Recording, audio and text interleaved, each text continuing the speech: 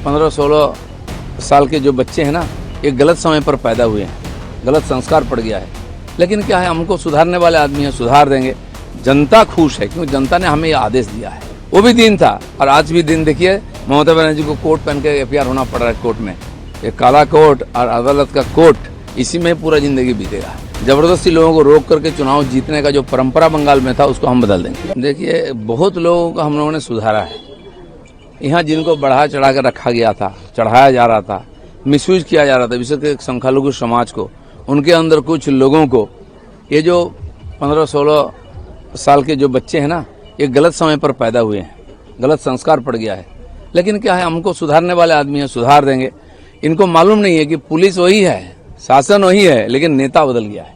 उसका परिणाम सबको दिख रहा है। जनाब, कल सीएम ने बताया है कि 3 आईपीएस को सस्पेंड किया गया आरजीकर मामले में, क्या बताएंगे? जो दर्दनाक घटना हुई थी आरजीकर में, अभी तो उसका न्याय नहीं मिला है। कानून में अभी भी प्रावधान है उसका न्याय पाने के लिए, उसी दिशा में कानून काम कर रही है। लेकिन हमारे पार्टी ने प्रतिश्रुति दी थी कि आते ही फाइल खुलेगा और दोबारा इसका इंक्वायरी होगा। उसी प्रोसेस में ये किया गया है। मुख्यमंत्री जो वादा किए थे, उसी दिशा में बहुत जल्दी आगे बढ़ रहे हैं। जनता खुश है क्योंकि जनता ने हमें ये आदेश दिया है।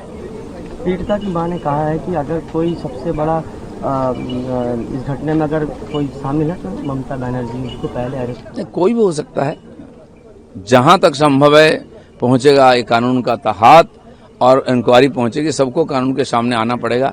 हमने ये भी देखा है, हाईकोर्ट में हियरिंग के समय जज साहब को घेराव किया जाता था, स्लोगनबाजी होता था, बैठ जाते थे उनका इजलास में, काम करने नहीं देते थे।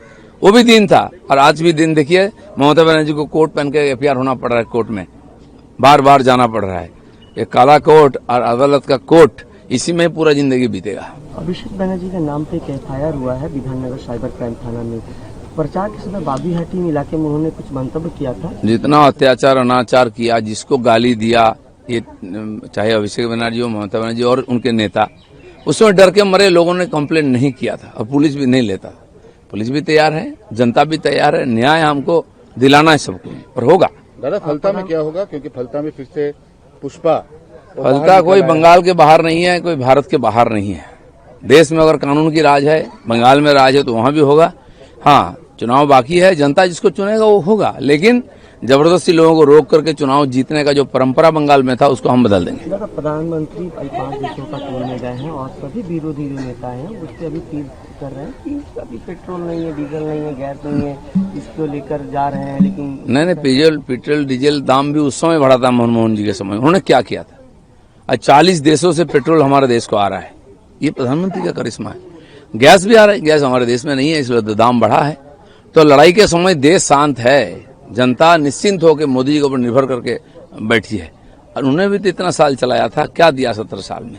तो आप उनको देखना चाहिए, बैठे बैठे देखिए, अच्छा दिन है, मोदी जी का काम देखिए। देश दुनिया की ताज़ा खबरें और वीडियोस के लिए अभी डाउनलोड करें पत्रिका ऐप।